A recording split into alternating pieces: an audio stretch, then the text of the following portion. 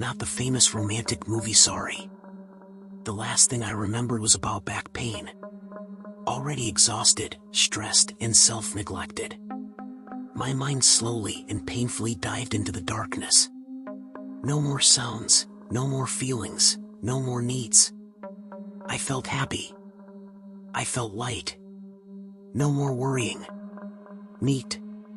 A faint recurring beep kept on waking me up. Yep, I was aware of my surroundings. But something was impeding me from standing in lookout. It was a constant battle, no more win-win. Okay, why the heck was I being compelled to contemplate this quietness? It felt nice but empty. I heard people passing by me, minding their own business but not minding myself. Amongst all, I felt someone staring at me, annoyingly looking at me, like arrows going through me. Uncomfortable, irritating. I don't like this. I'm not enjoying this at all. I began to panic. I can't move. Where the heck am I? Everyone around me is moving in quite a hurry. Everyone was staring at me. That fucking look I couldn't stand, it irritated me. I can't reach out to them. I feel I'm inside an invisible bubble. I see my brother leave. I see my son and my husband leave. I tried to call them, but no one turns back. None of them come back. I'm in complete darkness again. A faint beep wakes me up. I thought it was my alarm clock. My iPhone was acting weird lately. Perhaps a missed programmed alarm or the messed up wake-up time. Okay, fine, I can reprogram it, again and again. It's getting under my skin now. Totally annoying, stupid noise. This annoying beeping convinced my eyes to, finally, open. I find myself facing up. I see the white ceiling and a quick reflection of the sun when it hits a watch. Okay, I thought, time to wake up, get ready, grab a cup of coffee and go to work. I realized something was not connecting. I started to panic. I gotta keep my cool. My dad taught me how to keep my cool. My family grew up on big Chinese tradition. I had gotta keep my cool. I'm good at it. I sensed someone was staring at me, but couldn't tell who it was. I heard a voice saying hi. My friendly side made me answer with another hi. And that was as far as it went for that day. Days passed by. I felt so good I didn't mind where I was. I couldn't differentiate day from night. I didn't care about the date. I didn't care about the time. Something was not right. I didn't mind at all. But I still felt that uncomfortable feeling. Again. As I started to pay attention, I realized I was in a white room. I couldn't distinguish pretty well my surroundings, but I could recognize that the beeping was familiar. My curiosity forced me to squint. Aha! My eyes are working. Slowly started to see better. I realized I woke up in a hospital bed. Crap, I'm in trouble. What happened? I wasn't really explained what really happened. My husband refuses. He said it was too painful for him and my son to explain it. Yep, I woke up in a hospital bed. Don't move, I heard.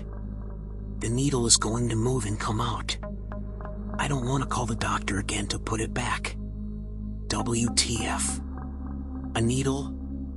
Okay, cool down. For some reason, something was telling me just to pull everything restraining my body to just break them and run away. Nope. Not acceptable, my other has told me. My reasoning was right.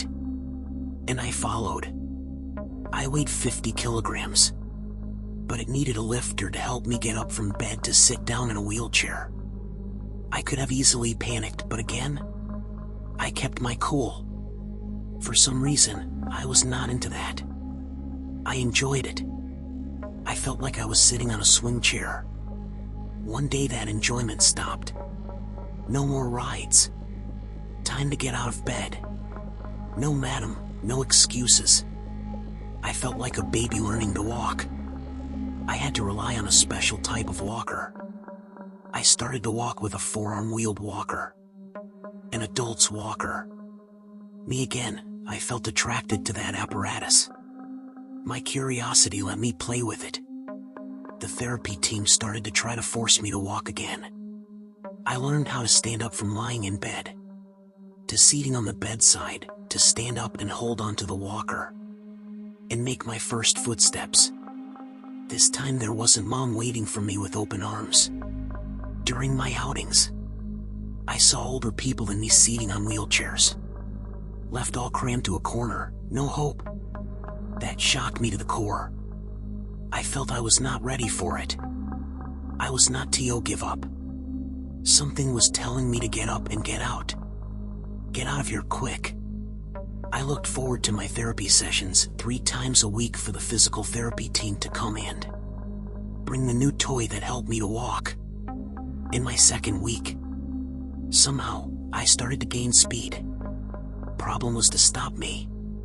Eventually, I learned to slow down. The lifter was not needed anymore. One day, I could get up to the nurse's station back and forth myself and walk on the corridor out to the garden from my room. Then they took away the walker. I refused to walk with a cane, but it was there, just in case. My brother and my husband took turns caring for me. He used to push my wheelchair out to the hospital garden, and once we sat down, we reminisced the old times, longing to go out together as before. When I go home, we will go out for a cup of coffee. I kept that in mind. My son missed me. It hurt me to see him going through all of this suffering. Once he told me he saw me delusional, crazy, embarrassing. Not myself. Therapy was on regular basis now. I had to gain weight and worked out to build leg muscle in order to walk. In order to gain muscle, I had to eat. Everything started to have a meaning for me. I felt I had to live in order to stay beside my son and my husband. I was not done. I was young. I was 50. I told my husband and son I will come out of the hospital walking by myself. All the doctors said, based on my diagnosis, that I will never ever walk again. I'm stubborn. I'm a Taurus. I think I have to give credit to that as well. A year later, weighing 68 kilograms, got my paperwork for discharge. I walked out of my room by myself, proud and happy. Hospital policy had been sitting in the wheelchair. Once we crossed the main entrance door, you were free, so you stood up and walked to the car. I felt so happy. Must be what a wrong conviction person left prison. I was free. I broke the curse. Against all odds, I came out of my prison. Thank God I did.